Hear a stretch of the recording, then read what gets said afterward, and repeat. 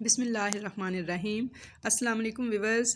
तो व्यूअर्स, आज मैं आपके लिए पाए का बहुत ही मज़ेदार और लेसदार सालन बनाने की एक ऐसी रेसिपी लाई हूँ कि जिसमें मैं आपको कुछ टिप्स बताऊँगी जिनको फॉलो करते हुए आप भी बहुत ही लेसदार और बहुत ही मज़ेदार ये सालन बना के तैयार कर सकते हैं।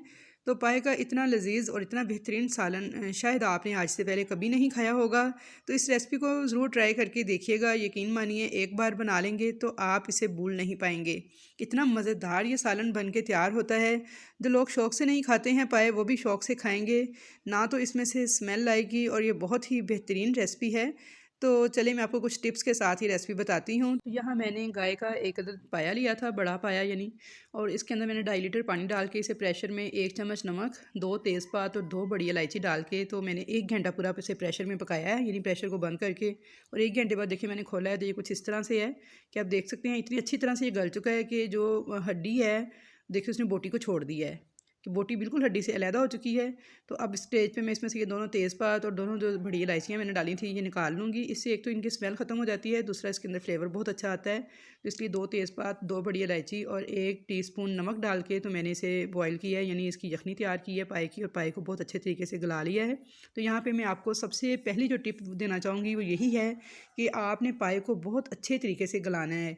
तो देखिए कितना सारा ऑयल इसका जो है वो निकल के इसके ऊपर आ चुका है। तो जब आप पाए बहुत अच्छे तरीके से गला लेते हैं तो उनमें से बहुत ज़्यादा लेस बन के तैयार होता है। तो अगर आपके पाए जो हैं वो सही से गले हुए नहीं होंगे तो लेस कभी भी आपके शोरबे में नहीं होगा। तो ये सबसे पहली टिप है कि पाए आपने बहुत अच्छे तरीके से गलाने हैं।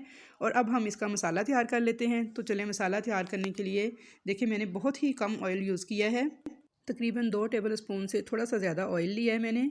तो क्योंकि जब हमने पाए को गलाया है बहुत अच्छे तरीके से तो उसमें से इतना सारा ऑयल पहले ही निकल आया है। तो अब इसलिए इसमें नलियाँ होती हैं बहुत ज़्यादा, तो इतना सारा ऑयल निकल के आता है। तो फिर आपने ऑयल ज़्यादा मकदार में डालेंगे तो फिर बहुत ज़्यादा ऑयल आपके पाए में हो जाएगा। तो इसलिए आपने इसमें ऑयल कम यूज़ करना है। तो साथ ही देखिए मैंने एक मीडियम साइज़ का प्याज था, इसे बिल्कुल बारीक काटा हुआ था, तो मैंने डाल दिया है इस ऑयल के अंदर और इसको मैंने लाइट सा ब्राउन होने तक फ्राई करना है। तो प्याज को बहुत बारीक काटें हैं क्योंकि ऑयल कम है हमारा, तो कम ऑयल में बारीक प्याज जल्दी फ्राई होगा।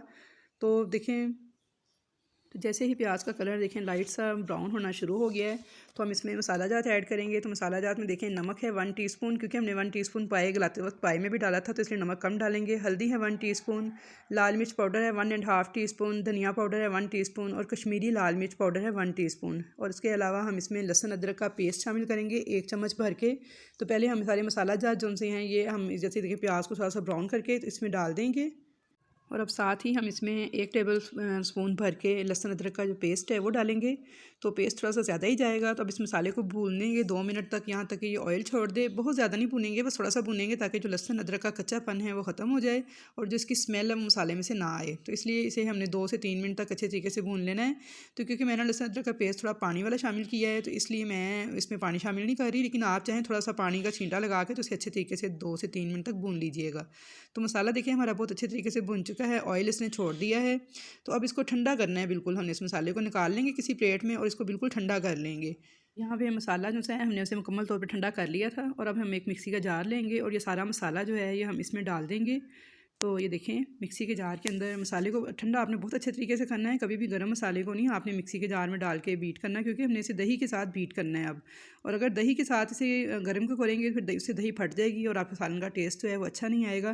तो इसलिए आपने इस बात का ख़ास ख्याल रखना है कि आपने इसको ठंडा करके तो उसके बाद ही इसे मिक्सी के जार में डाल के तो बीट करना है। तो यहाँ मैंने आधा कप दही जो है वो भी इस मसाले के साथ डाल दिया है। और अब इसमें मैं डालूँगी जायफल का देखें 1/4 पीस है और जवित्री का देखें 1 पीस है। छोटा सा मैंने जायफल का यानी 4 हिस्से किए थे तो उसका 1 पीस लिया है और जवित्री का भी मैंने जो फूल था उसका 1 पीस लिया है। बस इतना ही आपने ऐड करना है, इससे ज़्यादा नहीं डालना है क्योंकि एक पाया है हमारा। तो इसको तोड़ के इसके अंदर डाल देंगे और इन तमाम चीज़ों को ना अच्छे से ब्लेंड करके ना एक पेस्ट तैयार कर लेंगे।